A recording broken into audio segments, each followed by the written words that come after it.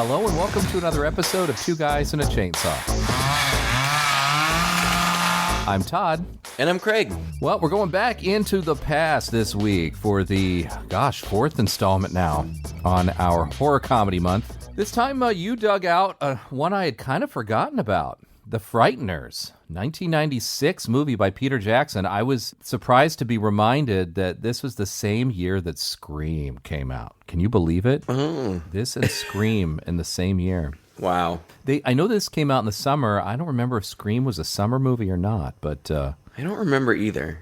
But this is also Peter Jackson before Peter Jackson was getting way in over his head on things. I wouldn't even say over his head. I mean, he pulled it off, but gosh, The Lord of the Rings took years off that guy's life. Uh-huh. Oh, yeah. But it also made him bazillions of dollars. Oh, yeah, right? Why, so why does the guy bother making movies anymore, right? Gosh. I remember, when he was doing that, he was shooting all three movies at once. And while he was shooting the second one, I think he was editing the first one, and they were doing script rights on the third. And all this, somebody's interviewing him while he's on a plane doing all this. And he's like, I would not recommend doing this. Yeah. Never again am I going to try to shoot three gigantic movies all at once.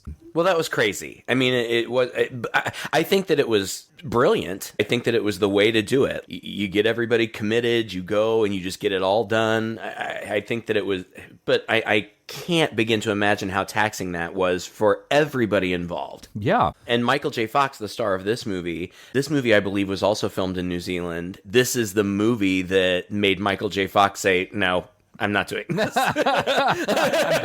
I'm not going to be away from my family for these extended periods of time. So he went back to TV and had great success. Yeah. But, it's fun that he's in this. Peter Jackson, I picked this movie because I was trying to think of horror comedies that I liked or that I didn't remember very well and wanted to return to, and this was kind of one of those. A big draw for me was Dee Wallace. I love her, and we don't talk about her enough, in my opinion. We talk about her an awful lot, too. We tried to get her on the show once. It was a big draw for me. We've never really talked about Michael J. Fox, I don't think. No. And he's great and such kind of like a cultural touchstone of our generation. So that was a draw too. Frankly, I had forgotten that Peter Jackson directed it until you reminded me. And going back and looking at it again, I think that it's obvious. It's very Peter Jackson. Yeah, for Peter Jackson. But this is before the whole Lord of the Rings saga, and then I haven't watched the Hobbit movies. I've heard they're not as good, but that makes sense because they had to film them kind of quickly. And correct me if I'm wrong, I'll feel really stupid, but he also did the King Kong remake, correct? Yep, he did. Mm-hmm. I loved that movie. I think it has its critics. I absolutely loved it. I saw it in the theater, and it was the end when King Kong is up on the Empire State Building or whatever. Like, I was dizzy and scared. and I knew it was going to happen, but that final scene between that computer generated ape and Naomi Watts, I was fucking weeping. Wow. I was just bawling. And I thought that movie was beautiful and really super well made. And so I love that. But this is before all that. And honestly, my favorite Peter Jackson movie is Heavenly Creatures. Have you seen it? You know what? Oddly enough, I have not. Oh my God, Todd, it is so good. It's like a true crime story, right? Uh-huh. It stars Melanie Linsky and Kate Winslet as these two teenage girls, and it's a true crime movie about something that happened in New Zealand, I believe, where these two teenage girls, I don't know how much of it was fictionalized or sensationalized, but they form a very, very close friendship that kind of develops into a little bit more than a friendship, and then they conspire in the murder of one of their mothers. It was the first time I had ever seen Melanie Linsky, who has gone on to be a prolific and very successful actress who I am a huge, huge fan of. And of course, Kate Winslet, pre-Titanic. Yeah. And it's understated, and I'm sure it was shot on a low budget, and it's dark and so well acted and so compelling. The Frighteners is great, and I really like it, and I'm going to say good things about it, though I do have some conflicting feelings. But I super, super recommend Heavenly Creatures. It's not a horror film, but it's dark, and I think you'll really like it. Yeah. Everybody says great things about Heavenly Creatures, and I think Heavenly Creatures is the movie that really turned a lot of Hollywood people onto Peter Jackson. And, when you read about it, it seems like a lot of people agreed to work on this movie because they admired Heavenly Creatures so much. I may be wrong in my recollection, but wasn't it at least nominated for some Academy Awards? I don't know. I don't remember. Some awards, maybe Golden Globes, something like that. I just remember it was a very well-regarded movie, and I'm pretty sure it won an award or two somewhere. Now, I was into Peter Jackson before Peter Jackson was big. You introduced me. What's that super gory one that we've done? Dead Alive. Yeah, I don't think I had seen that before you brought it to the table. That was something that I discovered at a comic book rental stop that had all kinds of weird movies and old movies from like foreign places and Japan and the East and things like that. And they had a number of Peter Jackson movies, and one of which was Meet the Feebles. Have you ever seen that? No, that's so funny because before you moved to China, you gave me a physical copy of that movie. Oh, did I? A DVD, a DVD or something. Oh my God. And you still haven't seen it. No, I still haven't, and I don't have any idea where it is, but I remember very specifically. You gave me that and a couple others that I don't remember, but I specifically remember that one. It is wacky. It's like if you took the Muppets and gave them all heroin, and I mean, it's crazy.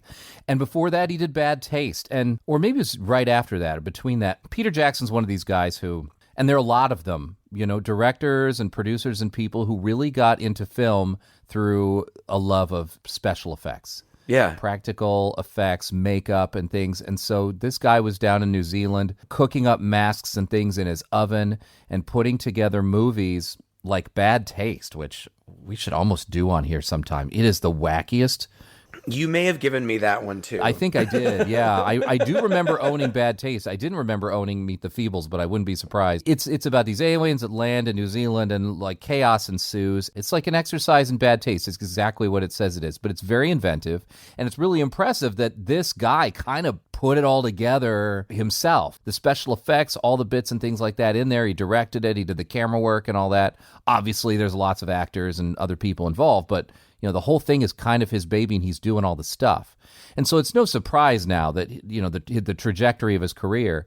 But this seems like that middle spot where as CGI became a thing, that became his new favorite toy. Well, and he's an innovator. I mean, his studio or company, Weta. Yeah. It has been historically groundbreaking. I think revered as some of the best CGI effects that we've seen. And this isn't where it started, but I read somewhere that as their effects company or whatever they were, they had one computer. And for the effects of this movie, they had to expand to 33 or something like that. Yeah. But then going into The Lord of the Rings, which was, people have different opinions about CGI. It's one of those things. It's kind of like the cat's out of the bag. Like, it's here. It's not going anywhere. Yeah. And I don't have any problem. I still love practical effects a lot. But CGI, when done well, can be beautiful and amazing and can really realize these fantastic things. And I think that Peter Jackson has a history of that. And this movie, you're absolutely correct, is kind of at the dawn of him really leaning hard into it. Yeah. And it's not perfect. It's 1996, but I think for 1996, it looks really fucking good. It's actually very impressive for 1996. It's hard to believe. Sometimes Weta, it kind of outshined ILM and maybe still does in some ways. I don't know. I was always surprised that ILM, as big and as well established for decades as they were, and of course I think they were among the first to put any CGI in a movie. Still, this guy with his one computer turned 30-some computers can almost outdo the stuff that they were doing at that time. ILM had a lot of catching up to do on the CGI at some point, and it was people like Peter Jackson and Robert Zemeckis who were pushing the envelope. With Robert Zemeckis had his image movers. It's no surprise that he produced this movie. It's almost got the stamp of a Robert Zemeckis movie on it too. It does. It does. Because Robert Zemeckis, he does these fun, comedic, kind of wacky adventure, fast moving, but also innovative. He's constantly pushing the envelope, and I don't know if anybody had really seen CGI to this degree at that time. Now we just take it for granted, but you go to the behind the scenes of how this was done and you watch the videos because they really documented it well. You forget that even back then, it's not like everything could be done in a computer, you know? So it's CGI mixed with live action and still in some very crude ways that they made look really good, especially when you consider how they had to shoot it. So, you know, there's like people running down the street and the people running behind them with green screens or blue screens behind them and just all this strange stuff. There's one scene in particular in this movie where it follows these characters through a rather elaborate It's when they're walking through the prison and they're going through the walls and they're backing up and all that. Oh, yeah. Oh, yeah. What an elaborate shot that was. And to know that this shot 100% was shot twice. The background was shot once, and then these guys walking through there was shot once, and this all had to be composited together. It had to be coordinated, rehearsed, practiced. It is insane how good it is. I'm fascinated, but clarify for me. Are you talking about the scene where they're in a jail cell and like, it's a ghost movie, you guys. We'll talk more about the plot talk about the movie in a bit. There's ghosts, and so the ghosts can like come in and out of through walls and things. Yes. At this scene, they're in a jail cell, and two ghosts are fighting the antagonist, which we don't really know his nature at first. It seems kind of like the Grim Reaper, but he kind of basically follows the same rules as ghosts, so he can go through walls and stuff too. And so Michael J. Fox and his love interest, Lucy, played by Trini Alvarado, who I like, are in that cell, and like the Grim Reaper, that's what I'm going to call him because that's how he's dressed. Like that's how he's presented. I'm going to call him the Reaper. So the Reaper is after her, and these other ghosts, Michael J. Fox's friends, are trying to keep him away. But of course, Michael J. Fox and his girlfriend, not really, I'm being misleading, but his love interest are physical and locked in this tiny, tiny cell. So the ghosts are just popping in and out through walls. I hope that's the scene that you're talking about, because if not, I just went along. Are you talking about the big action scene, or are you just talking about the scene where they're strolling through the prison and seeing him in the cell for the first time? Oh, okay. That's when they, like, when the ghosts first get to the prison, yes, they walk through a series of walls. Okay, that's a great scene too. And then they eventually get there and there's a big fight. But that walk through the series of walls is good too. I'm sorry, you may have already said this, but you said they filmed it twice. So what happens basically is the camera pans through a series of narrow cells, and there are different people in there as the ghosts are walking through, and they comment on the people that they see and stuff. Are you saying they shot that twice and then just overlaid them? Yeah, they had. I mean, that was the way it was done. I mean, obviously computer-controlled cameras and things like that, but I mean, to make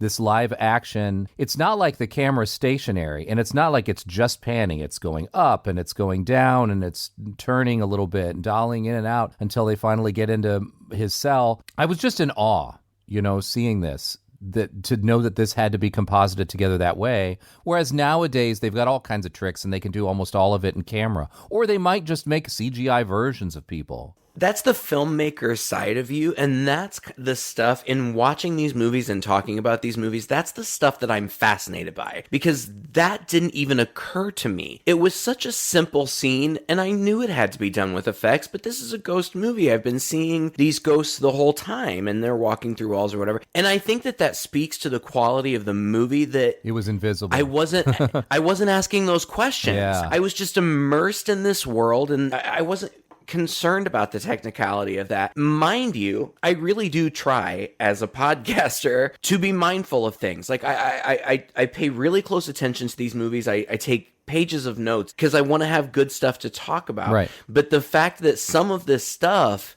just totally goes right over my head, like I said, I think it speaks to the quality of the movie. Oh, yeah. It should go over your head. I mean, obviously, if you're thinking about the effects, then you're not really engaged in the film. And the effects are clearly done well enough, that they're to some degree seamless, right? I mean, there are parts of this, you're right, that are dated. Obviously, our CGI now is much better. but this really ain't half bad, honestly. It still looks good. I mean, first of all, the movie, I think, I looked at IMDb and saw, oh boy, it's an hour and 50 minutes. Like, that's long for me. The version that you sent me must be the director's cut. Yeah, because it was 2 hours and 2 minutes, which in the moment I was like, oh, it's too long. Looking back on it now, I'm like, no, it's fine. Calm down. It is a long movie, though, I think. It's long. It's long. It could have been shorter. Honestly, like, I like it and I recommend it. I was a little conflicted. Everything was right. Peter Jackson and his wife and co-creator of everything. Obviously, she doesn't get the credit she deserves because she's not out in front. He's out in front, but she is right there, writing with him and working with him all the time. Everything. They have done a great job. Everything works and everything is right. And somehow I don't love it. Yeah. Do you get it? I know. I can say to anybody, oh, it's really good. You should definitely watch it. I mean, there's so many great things about it. Is it one of my favorites? No. Yeah.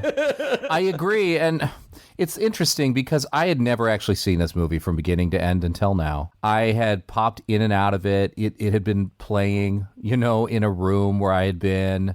My dad liked it. I like it. I just never sat down and watched it from beginning to end. And I remember it being marketed as this goofy, kind of silly ghost movie with all these stars in it. Michael J. Fox, obviously, and there's a lot of wackiness involved. I wasn't expecting it to be as dark as it gets. It's very dark. Yeah. But that's very Peter Jackson, too. He absolutely will mash up the dark and the wacky. Now, we did see the director's cut, but he really wanted a PG-13 for this movie. He couldn't get it.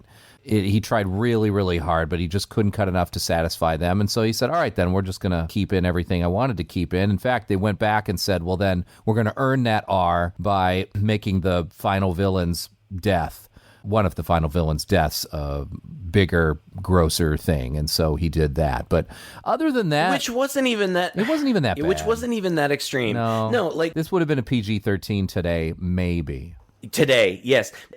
Maybe. But when people get killed in this movie, they don't go away. They just become ghosts. Yeah. So, like, the scene that you're specifically talking about, Jeffrey Combs gets his head blown off, but it's instantly replaced with a ghost head. Yeah. So it doesn't even really look that scary or crazy. Yeah. I thought that was wild too. This should have been a PG-13 movie, and I don't know. People have weird feelings about ratings too, but it really should have been PG-13. I don't know what their problem was. I think if I had to guess, I would say that they felt ultimately that it was just too scary in general. Yeah. For PG-13. Because I do think that this movie is scary. It is. It's funny. It's not quite as funny as I'd like it to be, but it is funny. But it is also scary. I mean, and the lead antagonists are scary. And goodness, we barely started talking about it. We were talking about the special effects, and I just wanted to give the example. The opening scene. It's a spooky old mansion with a great spooky old mansion score by Danny Elfman, right? He's another guy. I'm so impressed with Heavenly Creatures, he offered to score Peter Jackson's next film. Danny Elfman has scored like a third of the movies you've seen. Yeah. He's fantastic. He really is. It's great. Spooky old music. Patricia Bradley in this old mansion, played by Dee Wallace, who is like my movie mom, who I love and I love. She's got long... She's supposed to be younger, I think. I don't know. This was 1996. I don't know. I think they've played down her age a little bit. She's got long dark hair and she's screaming and she's running away, and then her old lady mom is like tormenting her. It's wrong. She's too young. The sins of the flesh will ruin her.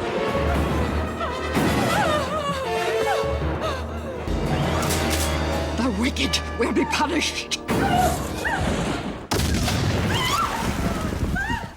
But the cool thing about this is that apparently what she is being pursued by is some sort of entity that can manipulate the environment in that, like, it's like it's behind the wallpaper and it comes out like Freddy in... Yeah. Like poke through. Yeah, like you can see it defined behind whatever it is coming through, whether it be the wallpaper or the floor or a table or whatever. And it's pursuing her and it's very scary. But the old lady blows its ghost head off and it flies away. And then that's when we get the title. And the premise of the movie is it's in this small town. And Michael J. Fox is like a paranormal investigator, paranormal psychologist or something. Kind of a charlatan, though. Yeah, I had in my notes that he's like an ambulance chaser. Yeah. Well, he's taken advantage of a special skill that he has. He had an accident, a car accident, which took his wife, I believe. Well, I mean, there's a whole backstory that gets laid out slowly over the course of the thing, but we do find out that yes, he was in an accident, and since that time he has been able to see the spirits of people who have not passed on. Right. His backstory gets laid out, but he can talk to ghosts, but ghosts, people when they die have the opportunity to go through a corridor, which is a big like tunnel tube of light that you can go through. Yeah, to heaven or whatever. And you have the opportunity to go through that, but if you don't, then you stay on Earth for whatever. You get like 10 years. Every 10 years, you get another opportunity or something like that. I think there's one guy dies, and I don't remember if it's Michael J. Fox or another ghost, but he says, in a year, you'll have another opportunity. I mean, it's so random. That's one of the problems with this movie that I have, is that the rules are so nebulous. I don't get it. I just had to at some point say, just go with it, because the rules are so nebulous. Like, you can shoot ghosts with real guns, but then you can also shoot them with like ghost Uzis, like, and sometimes it works and sometimes it doesn't, and like they can walk through walls and things and stuff sometimes. But then, like when they're standing out in the road and a car will literally hit them. It didn't make much sense, actually. Most of the movie I found a little distracting in the rules, to where you're right. I did end up having to just willfully and deliberately say, I'm not going to care anymore. There's one part that I thought was kind of cool where Michael J. Fox's character becomes a ghost, and he's on like the third floor of a building or something, and immediately he falls down through the floor to the ground. And I thought, that's something I hadn't noticed before. Are the ghosts only able to be on ground level? And then later in the movie, ghosts are going up and down stairs in this whole abandoned hospital, like, 4 stories up and stuff, and it doesn't even matter. So I was like, what was that all about then?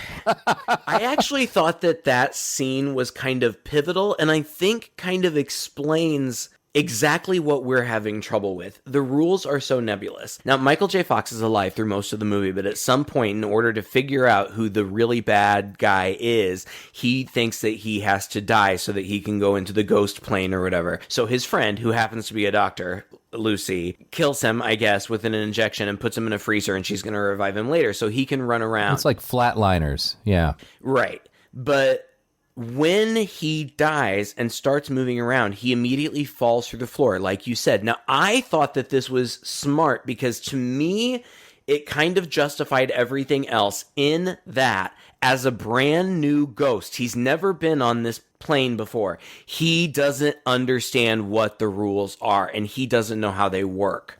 I think that as they become accustomed to being ghosts, they figure it out more, and they're more able to manipulate and use it. Because, like, even one of his friends, the reason it's called the Frighteners is because Michael J. Fox has these ghost friends, and to make money, the ghost friends go and haunt a house, and then he comes in and pretends to get rid of them, and then people pay him, and like that's their whole scam. One of them can walk through walls, no problem. The other one is constantly getting stuck. I think that it's a state of mind thing. And even the really bad guy, I think it is just has figured it out enough that he can manipulate the physical world. Godlike control. Right. Okay. Well, that would make sense. So what you're saying is this is sort of like a Christopher Pike Remember Me situation, where the... Right. Or a Patrick Swayze ghost situation where right. you can manipulate the physical world. You just have to train yourself to do it. And the more you train yourself to do it, the more adept you will be at it. I think that's what it is. Now, I'm coming to that now, 24 hours later. Right.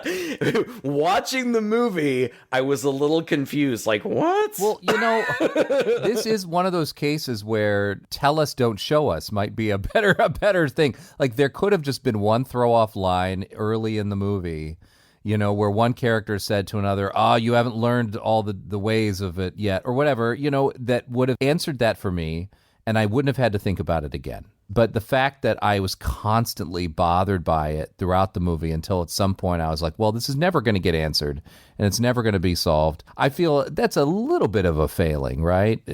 I don't know. Well, and it really never is. It really never is. Yeah, that's just your theory. Right, but it's exactly. solid. That's exactly right. What else could it be? Because it's all over the place. I don't know. Like, I'm with you. I feel like the movie was good, and it's great. It's a nice movie. It really is. There's nothing wrong with it. It just wasn't great, and I guess I expected it to be greater, and I don't know why. I think Peter Jackson has these problems with his movies, and it gets worse and worse the more money and time and reputation he has, where they just get bloated. Yeah. I feel like this movie suffers from that a little bit. It is frenetic pacing, almost from the first, I don't know, I'm not going to say from the get-go, but it almost feels like after about the 10, 15 minutes of setup, the movie just never lets up, and you think it's going to end and it doesn't, and you think it's going to end and it doesn't, and you think they've solved it and they haven't, and they're, it's like, whoa. I agree with you. And like Return of the King, people have talked about this ad nauseum, but that last in the Lord of the Ring trilogies had like 15 endings. I was like, Jesus Christ, like, get me the out of here. Like, yeah. I'm so done. People complained about King Kong too, because it was long. I was into that. Like, it was action heavy. It was big effects. I was super, super into it. This movie's good, and there's not any particular part that I would say necessarily cut out of it, because I like everything I see. Yeah. Just for some reason, it doesn't come. Is it the tone? I don't know. I just don't know. I think partly it's the tone. Honestly, I wish that it had been a little bit more funny.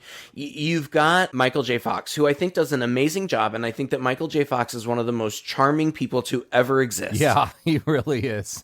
And in this movie, he is young and healthy and handsome and charming and everything. It looks like he stepped right off the Back to the Future set. Well, I only disagree in that he looks like a grown-up in this movie. Like, he looks like a young man. I read that he was first choice. Now, they considered other people, but Michael J. Fox was their first choice. The other people that they considered I thought were funny. Tom Cruise, at that time I can kind of see it, maybe. Matthew Broderick, 100%. 100% can see that. Johnny Depp, maybe. I'm not a huge fan of Johnny Depp. John Cusack, maybe. Danny DeVito, 100%. Oh, yeah, I guess so. It would be a different movie, but yeah, Danny DeVito. It would be 100% different movie, but it would be a hilarious movie. Seriously, I love Michael J. Fox. We grew up with him. Michael P. Keaton, our favorite Republican. Right. Oh, what a different time. Oh, man. But that, and then, of course, Back to the Future, God, which I think will always be like one of a the historical best movies ever relic. made. Yeah, always. People are always going to know about Back to the Future. It's fantastic. I love him. I don't know that he was the best cast for this movie. He's great. He's charming. I don't know. I almost feel like I needed I don't know. I think I needed something different. Somebody a little edgier? A little edgier. Yeah. Yeah, because he's too charming and kind and pure to be this tormented That's true. charlatan. That's a good point, actually. That's the whole concept. I mean, there's a whole movie that we're not going to talk about, but the whole premise with him is that he has been through this trauma and it's led him into this life that he's not really happy with, and he really is a charlatan, and he's taking advantage of people. And we can get into the details of it, but I feel like I want to lay out like what happened was, and this was so jarring to me. This comes at least halfway, if not further than halfway through the movie. He just seems like kind of a asshole. Yeah. Kind of like a swindler. He drives like a maniac, which still makes me mad. Like, what is wrong with you? You're going to kill somebody. It's so weird. Yeah, it was crazy. He doesn't care. He's just driving all over stuff. I thought, is this supposed to be funny, or does he have a mental problem? I think it was supposed to be funny, but it just really made me mad. Get it. Yeah, it was bizarre. You're going to hurt somebody. Yeah, I didn't like it. Meanwhile, he's Michael J. Fox, so you love him. You're like, oh, he's a good guy, whatever. But the backstory is that the reason that he is the way he is because he was in a drunk driving accident where he was the driver, drunk, that killed his wife. Now, ultimately, it turns out that his wife didn't die as a result of the accident. Yeah. She was actually murdered by the murderer of the movie, which is kind of dumb, but whatever. Yeah. It's all a little contrived. Well, that explanation still doesn't redeem him of the fact that he was driving drunk and had a terrible accident that could have killed his wife. Right. And I mean, he feels bad about it. He's trying to rebuild their house, I guess, or I don't know what happened to the house. What was the deal with the house?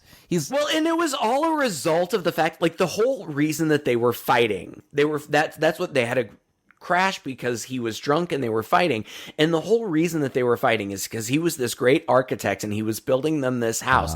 And the only thing that she wanted was a garden in the backyard. And instead he put a basketball court in there. A basketball court? Michael J. Fox is like 5'5". Yeah, but don't forget, he was Teen Wolf. He was Teen Wolf. But it's also funny, in the flashbacks, they put him in the douchiest long-haired wig. Like, oh boy, gosh. So he's tormented. Okay, fine, whatever. And then what's happening is, in their little town, all of these unexplainable deaths are happening. Like, people are just dropping dead. But eventually, when they, like, do autopsies or whatever, they're like, they all died of heart attacks, but it doesn't make any sense because none of them had any heart problems. It's like their hearts exploded or they were compressed, they said. Or right. Things were bursting and they didn't have any explanation for it. And what we find out is that there is this ghost that's going around and reaching into people's chests and squeezing their heart until it dies, seemingly at random. But not because there's a number that appears that only Michael J. Fox can see that shows on their head, on their forehead, before they die. So they're marked somehow by the ghost, I guess. He does like a ghostly carving in his forehead before he... Yeah. The revelation of this is a little bit annoying, too, because the first time that he sees it, okay, so like he's doing these scams. He's going to people's houses and pretending to clear them of the ghosts that he sent there. And he's not really doing anything. He's just setting up fake traps and like pretending to trap them in like dog poop bags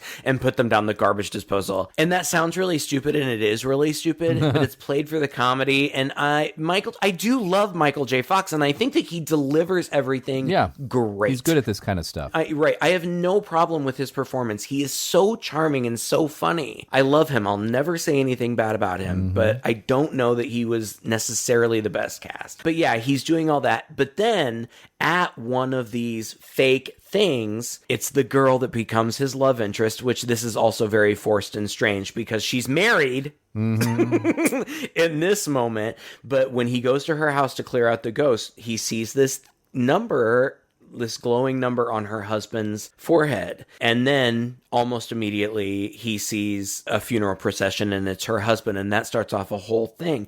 But what bothers me about the writing of this is that he blows it off. Like, he says to his Frighteners, his ghost friends, who we need to at least talk about John Astin. Please don't let me not talk about John Astin. Yeah. But he says to his ghost friends, who put that number on her head? That wasn't funny. And that's it. And then, like, we keep seeing numbers on people's heads, but we don't learn for the longest time that his wife, I guess that they announced her cause of death as a result of the accident. But There was a number carved into her forehead. He saw it. Yeah. So he saw in the past, because we see later a flashback to it, this very same thing play out in front of him with his own wife. Glowing number on her forehead, ghost reaches in, kills her. Why would this not be a thing that he has been carrying so close to himself all this time that he wouldn't instantly know what's going on? You know what I mean? Or at least have some clue instead of just brush it off like you just said. Or that wasn't funny. But why wouldn't you put two and two together? It's... Right. You know. I think that we're to believe that he has somehow disassociated from it, like he doesn't remember. Like as a result of because he kind of has flashbacks. So you're thinking the flashback was like a sudden remembrance of a thing that he had suppressed. I guess. Maybe. I guess. But the number immediately bothers him. So it's difficult to reconcile him being immediately bothered by it and saying, hey, that wasn't funny. Mm-hmm. But then he also doesn't remember. Like, that's kind of weird, but whatever. Okay, so then I guess people kind of keep getting killed in the same way. And at some point so Ray dies. Ray is the husband of Lucy, and he dies because he was marked and he dies. But then he hangs out because he doesn't go through his corridor. Right. And he's annoying, but he's also funny. I do enjoy the comedy that's there. I do enjoy it. He's funny. He's super annoying. That's what makes him funny, is that he's annoying as hell. But he's hanging out and he's trying to deliver messages through Michael J. Fox to his wife. And Michael J. Fox obliges for a long time, but there's obviously clearly chemistry between him and Lucy. This is the day of her husband's funeral. Yeah. And she is wet for Michael J. Fox. Yeah. Well, to be fair, the guy comes across as a big douche from the beginning. Oh, totally. And she makes some comment. What does she say about it's very, very early on. I think when we first meet them and they're in the bedroom and he's like lifting weights or something and she's laying in bed. Maybe it's when they're seeing the serial killer movie. Today, she lives a reclusive life back in the family home. Should have fried her when they fried Bartlett. She was 15 years old, you know. She just fell in love with the wrong guy. Could happen to anyone. You immediately think, oh, okay, this is a double meaning. But that's it. You know, that's all we ever see of that. But I thought that was a bit of foreshadowing and a little bit of a peek into her. Meant to be. And he is a douche, and she's, I mean, it's fine, whatever. It's just, it's funny to me in these movies where, like, Ray specifically says, like, I can't be dead, I'm only 29. So, like, he and his wife are in their 20s. Yeah. If you are in your 20s and you are having feelings like maybe I married the wrong person, get divorced today. Yeah. Today. While you still have time. Take it from me, folks. If you are doubting it now, in your 20s, close the door and never look back. Y'all can be friends, but you don't need to be married. Well, she does. Right. And so that's fine. So she's wet for him and that's fine, whatever. Okay, so there's also this backstory that there's this murderer, Bartlett is his name, played by Gary Busey's son. What's his name? Jake Busey, yeah. Jake Busey was working a lot. He was. At this time. He was in Starship Troopers. That was what I remember him from. He was in a lot. Yeah. And I don't want to call him a Nepo baby, even though I'm sure he is really, but I like Jake Busey. Yeah. That's cool. I think that he's cool. He's got his dad's crazy eyes. Got his dad's teeth. Yeah. And he works it. And I think he's great. Yeah. Every time he's in something, I think he's fantastic. He's in a lot of stuff. I mean, the guy's just been steadily working even to now. You know, he was in Rust. No, I didn't. Yeah, I haven't seen it yet, but yeah, I haven't either. But he's great. Yeah. And he's in it. Okay, so he, in the past, apparently he killed a whole bunch of people in this town. He went like on a murderous spree, and Dee Wallace was his girlfriend at the time. She was only like 15. They kind of based this on real life murders. Starkweather. Stokely Stark something. They mention it in the movie a lot. This guy, Jake Busey, whatever his name is trying to beat some other serial killer's record. And so they go on this massacre in this hospital, and he was sentenced to death. But because she was a minor and they didn't really know the extent of the role that she played, she was first institutionalized, but she has since been released into her mother's custody.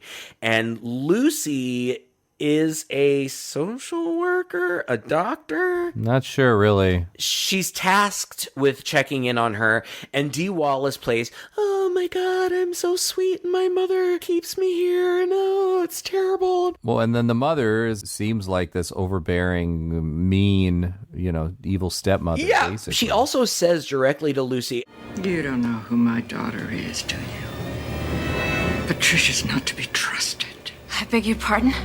I can have her locked up anytime I want to.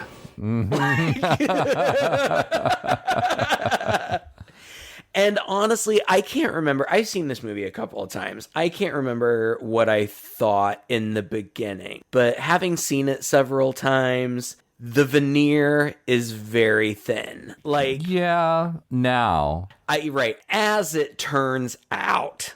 And we don't find this out until the very end. There's a whole lot of ghost stuff in the middle, and it's fun. With this Reaper, they're chasing it. That's most of the movie. They're chasing this Reaper, and the cops think Frank is somehow responsible. I mean, not the local cops. The local cops know him, and they're kind of on his side. Ultimately, and I do want to go back. I want to talk about that local cop. I want to talk about Jeffrey Combs. I want to talk about John Astin. Jeffrey Combs. We haven't even mentioned Jeffrey Combs yet. I know. Oh, my God. But ultimately, what it turns out is that Patricia, Dee Wallace, was in on it all along. Yeah. She was totally a cohort in that massacre.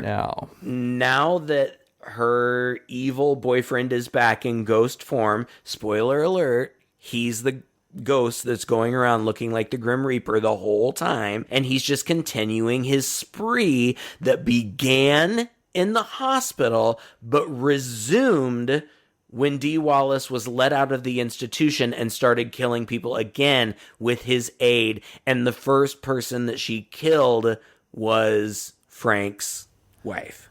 Yeah, I find it very hard to believe, again, since we're kind of picking it apart, I find it very hard to believe that this woman was, as it turns out, as involved in these killings as she turns out to be, and nobody really knew.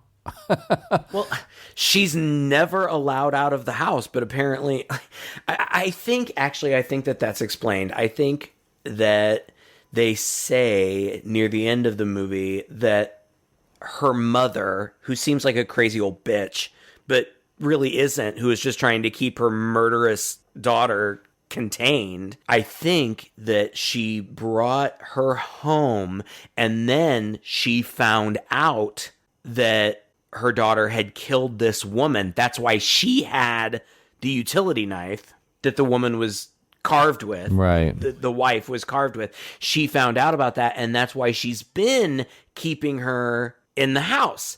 And that's why, I guess, again, I'm putting pieces together that you shouldn't have to put together. It seemed like it was dormant. The killings were dormant until she was released from the insane asylum.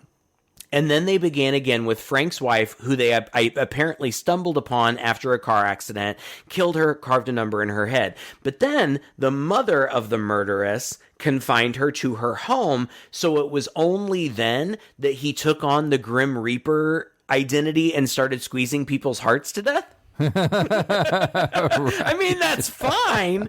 That's fine, but I don't feel like I should have to put together that puzzle. Yeah. If you think about it too hard, there are a lot of cracks in this plot and in the way it unfolds, but you don't really have a lot of time to think about it too hard. No. Because things are just happening one right after the other. Arlie Emery, somebody else I want to talk about. Yeah. So, Michael J. Fox, he goes to the cemetery and he can see all the ghosts. And so you got Arlie Emery there as the drill sergeant who, again, having seen this all the way through for the first time, I thought that guy had a much bigger role in this movie than he turned out to have, because he was just all over the promotionals in the trailers and all that stuff. I really thought this was a wacky comedy about this guy who had to deal with all these ghosts all the time and their crazy personalities. But really, there are just a few funny ghosts, and most of it is pretty dark, with this one ghost going around killing people and them trying to figure out what's going on. And a whole bunch of near misses and a lot of people dying. Yeah. And Michael J. Fox is there for a lot of it, so he's starting to get framed, really. Right. And so that's when he gets put in jail. I know I'm skipping over a bunch of stuff, but... Well, I feel like we're skipping over everything, which is fine. I mean, yeah. You get the gist. See Watch the the movie. movie. It's a good movie. You'll like it. Yeah, it's worth your time. I love these stories where, like, when they're writing a script, they're like, oh, let's write like an R. Emery type. Right. And then they try to cast it and they can't get somebody, and they're like, do you think R. Emery would do it? Right. And he does. I mean, he's just playing, the same role that he played in Full Metal Jacket, which is basically just him. Like, yeah. I'm not mistaken. I mean, he was a drill sergeant. Sergeant, right? Yep. Yeah. I love that. All of the Frighteners, the ghosts that work with the main guy, I like them all. The two main ones are kind of like a nerdy guy and like a hip, like 70s Afro black guy. And I don't have their names down. The only reason I don't have their names down is because I didn't recognize them, and I didn't know if maybe they were New Zealand actors. But they're funny. They're really nice comic relief. I wish, frankly, that there were more of them. It's interesting that the movie is called The Frighteners, and we really don't spend all that much time with the Frighteners at all. No. And I wish that we did. I think that would have been a fun movie. Watching them in that scene where they like scared people by levitating their babies, but they talked to the babies first. Yeah. Like, that was so funny. That was cute. Like, they got down and they were talking to the babies like, all right, kid, quit jumping around and acting like a baby. This is serious. Now, we're gonna scare the living daylights out of your parents. So, come on, kid, you gonna help us out? Are you with us? See? He gets it. The kids always get it. Let's go. the babies can see them for whatever reason. And then they do. And one of those babies was Peter Jackson's baby and his wife, and like, that was cute and funny. I actually would have enjoyed more of that. Like, this could today be a limited series where we got more of kind of that fun stuff. Oh, amidst the bigger mystery. Yeah. Yeah. And the bigger mystery is good, and I like it. And one of the Frighteners is John Astin. Now, I know that John Astin has done a million things, but he's Gomez Addams, right? Yeah. You would never recognize John Astin in this movie because he plays one of the ghosts, and he's like a Western cowboy kind of thing. He reminds me a lot of the grandpa from House 2. And he's fun and funny in that way. I really, really like his parts in this movie. He's charming. He's kind of like, because he's the older one and he's been a ghost for a long time, he even talks about like how he feels like his ectoplasm's all dried up at some point. Like, again, the rules are nebulous because I don't know if ghosts eventually like die on their own, but they can be killed. Yeah. Which I don't understand. The Grim Reaper can kill them with his scythe, but that kind of seems the way they only can be killed, and then the scythe just goes away at some point. For a little while, I thought maybe there were ghost weapons that could kill ghosts, because so John Astin's character is a judge, right? Yeah. And he's kind of a dirty old man, I suppose. But I loved his makeup. Apparently, this is it looks so good. This is a Rick Baker thing, and I mean, it probably took forever to put on. And for sure. An early gag in the movie is that there's a dog that's got his jaw. That's how we're introduced to him. He's walking around jawless. And eventually the jaw gets... A ghost dog. Yeah, a ghost dog. I love the ghost dog, by the way. But, the jaw gets kind of put back on, but not really. So there's the one side of it is just jutting out. It's just bones sticking out through the skin. And it's cute. I really liked his character design. I really liked his character. And then he just disappears. There's a scene in the museum where I think they go to... I can't remember. Where he humps a mummy, which I thought was so funny. It was funny. It was funny, and that was one of the scenes where I thought either it's just because director's cut, or why did you think this was going to be PG-13, after shit like this in there, This is like Meet the Feebles type stuff.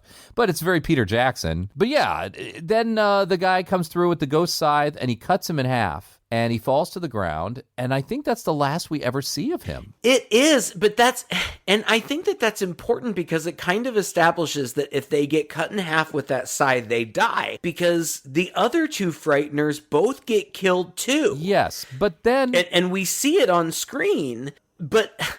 I read that there were deleted scenes that you can see. I haven't watched them, but there are deleted scenes where the cowboy... comes back, which I'm glad that they cut because I would have been confused even further. Right. Because later we see the other two Frighteners who we see get killed on screen. I was uncertain about the second one, the guy with the afro. I was uncertain about him because we didn't technically see him quote unquote die. I thought that he might come back. The nerdy one we totally saw get cut in half and deflate, so I figured he was dead. But at the end we see them in heaven. So yeah, they got sent. Do you just get sent to heaven when you're killed as a ghost I guess. like that? I don't know. Because who cares? It doesn't matter. I was just bringing it up because there's a pretty pivotal scene toward the end where our drill sergeant character is shooting ghost guns at the ghost, the bad one. And Michael J. Fox does too. Michael J. Fox in that same scene pulls out two ghost Uzis. First of all, both real characters. We still haven't talked about Jeffrey Combs. Both real characters and ghost characters have straight up Uzis that they are shooting people with. Michael J. Fox gets shot with an Uzi at some point. It's just fine. At close range. That made no sense. He's just like, oh, my shoulder. And then like 5 minutes later, you'd never know he was shot. But Michael J. Fox shoots the Grim Reaper character with an Uzi and like destroys him. Like he's just like several pools of mushy goo. And like one of those pools of mushy goo is a face. And like he's getting ready to destroy the face before he gets pulled away because he's a ghost and he gets pulled back to life, whatever. It doesn't matter. But yeah, it's like the rules are so weird. Like, so you can apparently kill ghosts with a ghost Uzi, but if you accidentally don't, if you can get a hold of their ashes, you can take them to a church where apparently a church is a place where like a corridor is always open. I guess. Like this, it's like a subway stop. Like, and this was the only church in the town that they could find was in this creepy old hospital, like a hospital chapel. A hospital, which happens to be where the killer and the Dee Wallace character were working as orderlies, and they started their entire murderous rampage. Which also happens to be within immediate walking distance of Dee Wallace's house. Right. Like they're next door. Like to get to Dee Wallace's house, you have to go through the gate that says the hospital. Surely you could find another church in an area that's not as likely to be haunted by ghosts. Lots of flashbacks. We find out that Dee Wallace was involved all along, so now she's chasing after all of them. There's guns and shooting and fighting and crazy and... Boy, I don't even know. Dee Wallace is fun. I really enjoy her playing crazy. And Peter Jackson wanted to cast her because he didn't want it to be obvious that she was villainous from the beginning. And he thought, well, the mom from E.T., everybody's going to think that she's innocent. And I think he's right. I bought it. Yeah, and I think it was a good casting choice. And I'm not just saying this in the hopes that someday you'll like surprise me and pay Dee Wallace $1,000 to do 20 minutes on our podcast. But she's a little too rich for our blood. She is. But the thing about her is I continue to see her in movies. But unfortunately, the movies that I'm seeing in her lately aren't great, and I feel bad that I can only imagine, and I have nothing but the utmost respect for the fact that she's working. Yeah. You know, we all have to work. You have to work. Yeah. And if things aren't working out as well as they once were, you know, she's taking jobs. And I appreciate that, and I always appreciate her in everything that I see. The only reason that I say that makes me a little bit sad is because I really think that Dee Wallace is a fine actress. I think that she's very good, and I really enjoyed her unhinged performance at the end of this movie. The gross sexual stuff with Jake Busey was so gross and nasty. They're like humping. Yeah. And oh gosh. And both of them, he's unhinged too. I don't know in real life. I don't know him. I'm sure he's a great guy, but on camera, and he's got those crazy eyes. Oh, yeah. His eyes are even crazier than his dad's. Oh, for sure.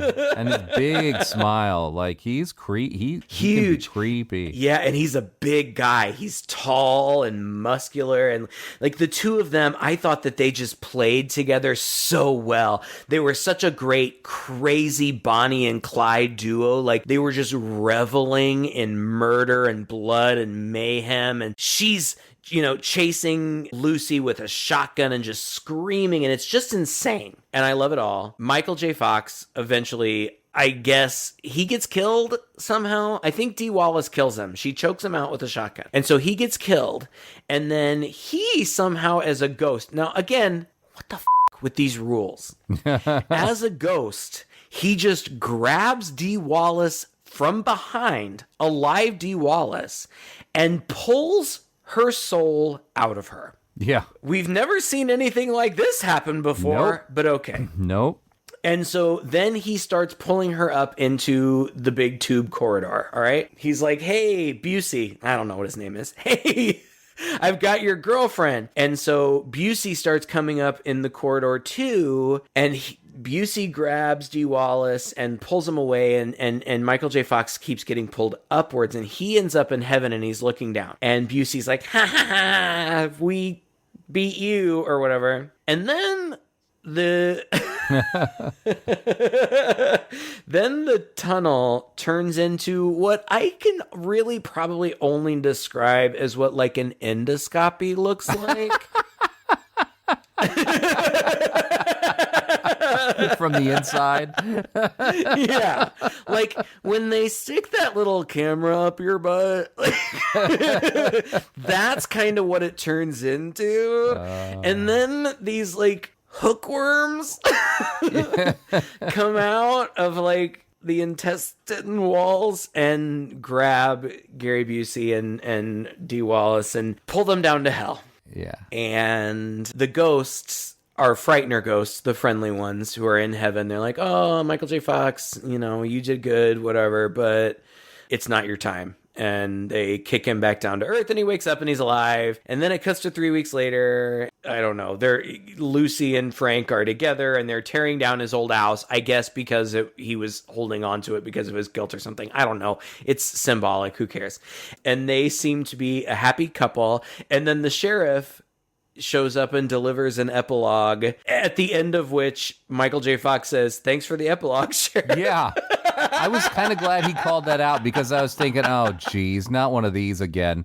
And then he literally calls it out in the movie, and I was like, oh, that was an interesting way to do that. Clever. I thought it was clever. That cop, I don't know his name. He's been in a million things. Oh, yeah. He's been in everything, and I always like seeing him. He's always funny. He always plays kind of the friendly, dopey guy, and he's super funny. Troy Evans. I love him. And Lucy can see ghosts now because she's been through a traumatic experience. And then there's a cover of Don't Fear the Reaper. And I love that song. I just absolutely love that song. And I love every cover of it. And then it's the end. Jeffrey Combs is a huge part of this movie. Gosh. And as soon as I saw him, I was like, oh boy. Like, I just love him. He's so great. And he's the kind of actor that I love because he just goes for it every time. Yeah. Like, he just dials it up to 11 every time. You can always count on him to just be out of the box. In this movie, he plays this weird, like Hitler-obsessed, psychological, I don't even remember, parapsychologist, something weird. I think he's an FBI agent who had been undercover with like satanic cults and things like that, and it just became... And he has this whole monologue at the end where he kind of reveals everything that he's been through, and it is disturbing. Yeah. Like, he talks about how he was a sex slave for the Manson family for like 6 months or something like that. Yeah. My body is a roadmap of pain.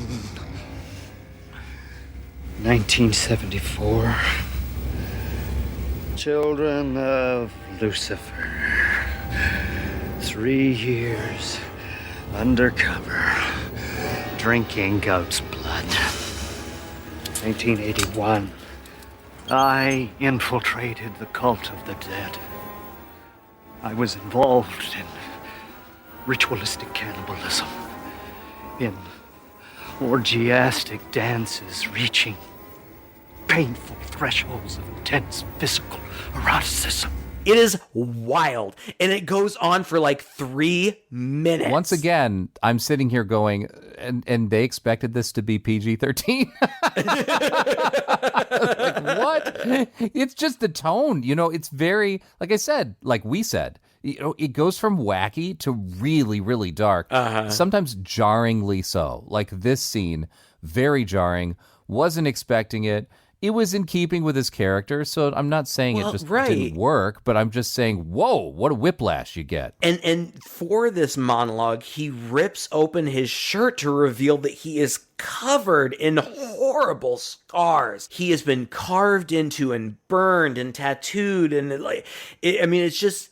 it's horrible to look at as he's delivering this monologue. And I think, his part, and he's an antagonist. He's a secondary antagonist. Yeah. Like, he's always just showing up to throw a wrench in the works. Like, oh, Jesus Christ, you again? Like, get the out of here. Like, we've got real things to worry about. Yeah. But he's very frightening and menacing too. He's a good part of the movie, but I think, as is demonstrated in the way that we talked about it, you could have excised his part entirely, maybe shaved off 10, 15 minutes of the movie, and that might have worked better. Now, I would have hated to lose him, but I do think that there are parts of this movie that could have been trimmed down, get it to a nice hour and a half, and I think that I would have enjoyed it more. Ultimately, I definitely 100% recommend it. I do think that it is kind of forgotten and lost to time, and I don't think that it should be.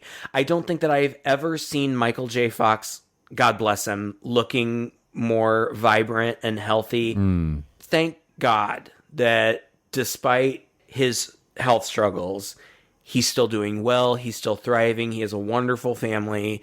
He is still an American treasure. To see him at his absolute peak brings me a lot of joy.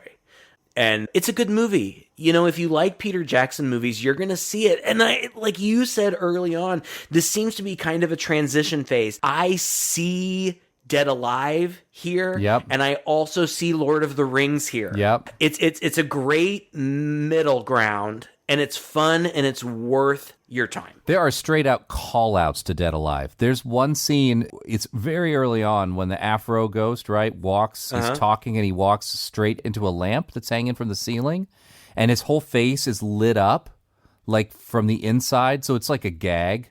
But that's exactly what happens in Dead Alive with one of the zombies, where it gets impaled on this light, and it looks just like that, where it's got this light bulb lighting it up from the inside of the head. Yeah, Dead Alive wasn't far behind this movie, and you're right, this is a big transition. And for me, it's a big transition from not only that, but also Peter Jackson stretching out, and him and Fran Walsh being like, you know what, we can make movies 2+ hours long and never ending. That's the part where I start to tune out. If a movie's got too much action and not enough breaks, I think, and I just, it's like the Transformers movies. I just can't watch them. Most action movies today, about halfway through, I'm already checked out because there's just too much going on. And I felt that way a bit about this movie. I think that was the one thing. It was just so much is crammed in here. And I think you're absolutely right that Jeffrey Combs' character could have been excised from this movie. It would have been tighter.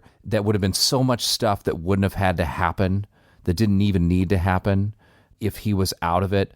I loved his character. I loved his performance, just like you did. But God, take that out of here, you would have shaved 20 minutes. Yeah. And it would have been so much better. And it really wouldn't have had any impact on the direct plot at all. No, not at all. And so, this is why I don't think I enjoyed King Kong as much as you did, is because I felt like it was overstuffed. It is. Just like taking The Hobbit and turning it into 3 long-ass movies when it's such a short, sweet book. I just feel this is also the transition from the Peter Jackson of of I'm making my little movies to I'm going to make the biggest, longest movies you've ever seen, and they're going to be filled with nonstop action. So, for that, I can see why the reviews have been mixed. I could see why maybe it didn't go over so well. But, yeah, I mean, it's still a good movie. It's still, there's nothing wrong with it. There really isn't. No. Nothing in there that isn't earned. Nothing in there that's out of place. Nothing in there that isn't foreshadowed in some way. Yeah, there are plot holes if you think about it too closely, so you really just shouldn't. You just watch it and like you're strapping yourself into a roller coaster and just let it take you where it takes you. And it's fun. It is nice. We've still got one more coming your way, and it is another. Oh, I'm so excited. Should we even tease what it's going to be? No. All right. No, We won't. I want it to be a surprise. I'm just realizing there is a through line for many of the movies you've picked for this month that I don't even think you realized, but maybe not. Oh, no, we're so excited about the next one. You guys are going to enjoy it. We've purposely saved it for last. All right, guys. Well, thank you again for listening. And once again, if you've been enjoying this horror comedy month and know a friend that loves horror comedies and would love to hear what we're talking about, go ahead and send this podcast to them. That's the best thing you can do. Just help us spread the word so we can grow our listenership and keep us going. If you're feeling even more generous, go to patreon.com/chainsaw podcast. Get the unedited versions of our podcast, as well as mini-sodes, little mini reviews we write up, interviews with us, and lots of little fun stuff. We got a book club going on there as well. We talk about every time. Go on patreon.com/chainsaw podcast. $5 a month gets you access to all that. Go to our brand spanking new website. We've recently updated it just to look a little cooler and put things more in their proper place, make it run a little faster. That's chainsawhorror.com. And as always, until next time, I'm Todd. And I'm Craig. With Two Guys and a Chainsaw.